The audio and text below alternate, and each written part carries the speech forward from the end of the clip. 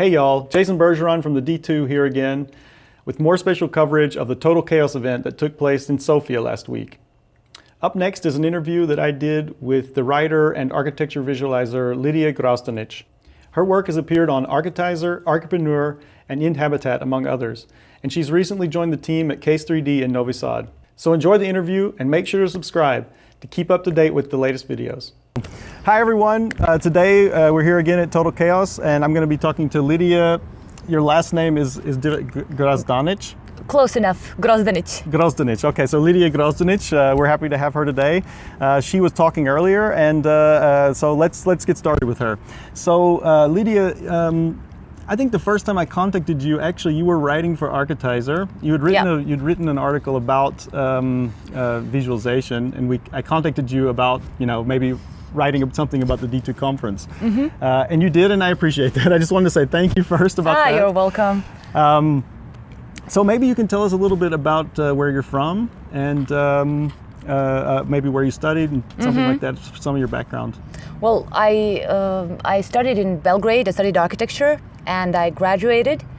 I couldn't find work for a year, so I had to find some way to actually engage with architecture and earn money, obviously. So I started writing, and I've never really stopped writing after that. I've written about film, about architecture, about design, and eventually about 3D, which I feel was kind of a natural progression because I was an architect. So now I work as a 3D designer at a company called Case 3D in Novi Sad, and I'm trying to learn as much as I can and kind of experience the benefits of working with a team, considering that I've been freelancing for a while. So yeah, pretty much that's the current state of affairs. Yeah, because that's interesting. We actually had this discussion a little bit last night at the dinner. About how you had started doing work on your own, basically self-taught, correct? Yeah, pretty much online tutorials, yeah. And that you told me that, starting working at Case 3D, this big studio which has been doing this quite big. How many people? Well, most of the studio is in Novi Sad. The company is international, but I'm in Novi Sad with the team. Okay. But anyway, it's pretty large for an architecture visualization company. Over 40 people. And you said that about how when you started there, you felt like a baby again, like you didn't... Total beginner. Starting from the beginning. So it'd be interesting to hear about that a little bit. Well, I've changed industries like several times. And the fact that I'm a beginner is somehow comes naturally to me, I guess. So actually it has been very exciting. And I've been trying to kind of relearn some things that I actually thought I knew because I freelanced as a 3D designer for like a year. And once you get into a studio environment, you start realizing that your processes, your workflow can be optimized to such a high degree, and you can be faster, you can be more detailed. It's just a huge step up. Yeah, there's a lot of stuff going on in those larger studios, which problems that had to be solved or have to be solved that you don't have by yourself. And so working into that system of how they do it, useful. Working in the team, this is one of those things, I think. And as a freelancer, I mean, we were just talking about that. There are pros and cons, obviously. But the problem is that your learning curve is, the problem is that you learn much slower, because you don't have the instantaneous feedback from colleagues, from people who are your seniors. This way you can just tap somebody on the shoulder and just immediately get the right information. Yes. To me, that's just priceless. It's somehow a little more direct than searching for the right video online for an hour. Yeah, right. And then getting to like 10 wrong ones, because there's so much content online, which is a good thing. But then you have to comb through all of that. Filter a lot. Yeah. And everybody has a different workflow, and sometimes it doesn't match as yours. Yes. So you have to kind of try. It's a trial and error thing. So I think having someone really physically there, it's a huge benefit. Yes.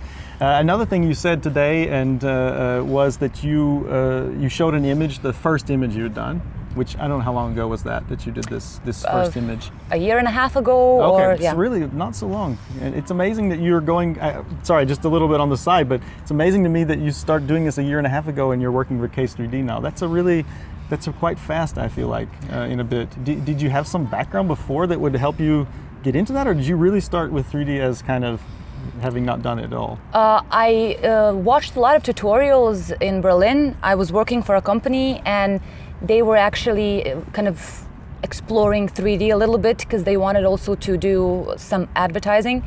And the studio owner was kind enough to kind of just give me a bunch of tutorials. That's the first time I actually saw Grant Warwick, his kind of series of tutorials, which were really, really helpful. And eventually I decided to just move back home and start actually properly learning things, because of course you need more powerful hardware. In Berlin I just had a laptop, so you know it's kind of the logistic thing. But actually D2 was quite seminal. You know, it had a role in where I am now. Yeah, you came 2 years ago. Yeah, right? yeah. And I actually met the guys from Case 3D there. They were speaking that year actually, I think. And I showed one of the principals. I showed him my first render, which is the render you mentioned. Oh, okay, yeah. And of course, I had no shame about it back then. I was just like, just look at it. It's a pretty complicated image to do for a complete beginner, and that's something that nobody advises because they go start small. But my idea was just create some type of content, put it online, and see what people think, you know, and just see what really feels natural to you.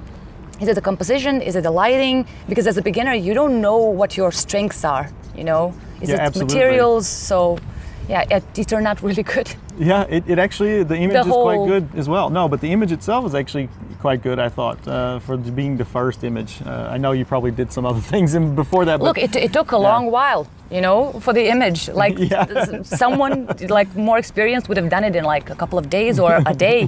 You know, I was just like really, really slow. Yeah, that's the learning process. Yeah. But also what you said as well, that you said this is the first image I did, but then you showed another image and you said this is the first image I published. So how that was also did you never publish that first image? I did. Decide not to, or I made peace with it eventually.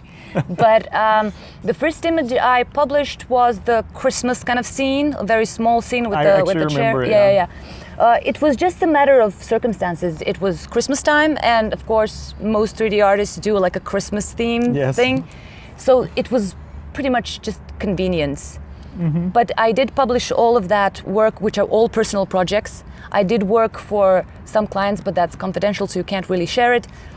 But eventually I just made peace, because the point is you have to kind of put your ego aside, I guess, even if you're a beginner, and you know that work is not on par with the stuff that you look, you know, all the time, you know, the Bertrand Benoit and the mirrors of the world and the D-boxes and everything.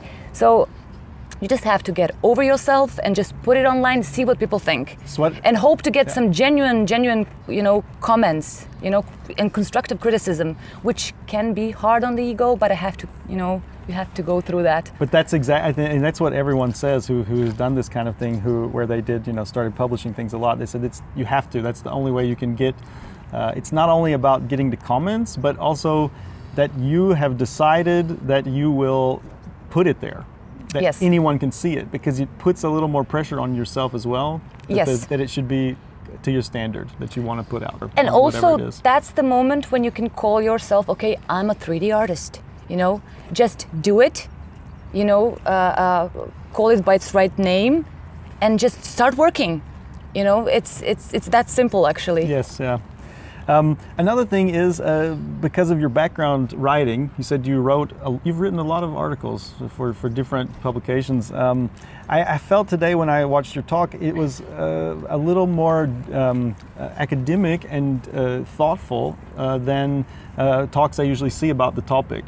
And I wonder if that has something to do with the deliberateness of writing, and you know, when you write something, you really think about it, you rewrite, you edit, and so on.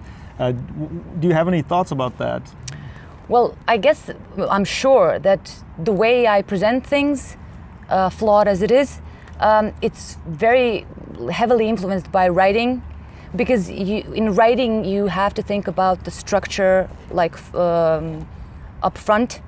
So you have to understand how to frame things, the concept you want to explore. Mm-hmm. So I guess hopefully it didn't sound, how can I say, too so it doesn't communicate with the audience, because academic talks can get I didn't that mean way. it in that way. I understand. I meant it more as a compliment. Thanks, thanks. It felt like you had really researched this thing that you were talking about, and I think that's interesting. I think it's the fact that I've been writing about so many different topics, and then when you start preparing for a talk, you actually see the connections, and you're kind of trying to create kind of a cohesive whole, I guess. Yes. And not overstock on info, on examples, but just make the thing flow. So I hope I did it, at least 30% of it. Yeah, no, it was a very good job. So I want to thank you very much for doing the interview. Thank you so much. Thank you so much. So this will be on the channel soon, and we'll see you guys later. Ciao.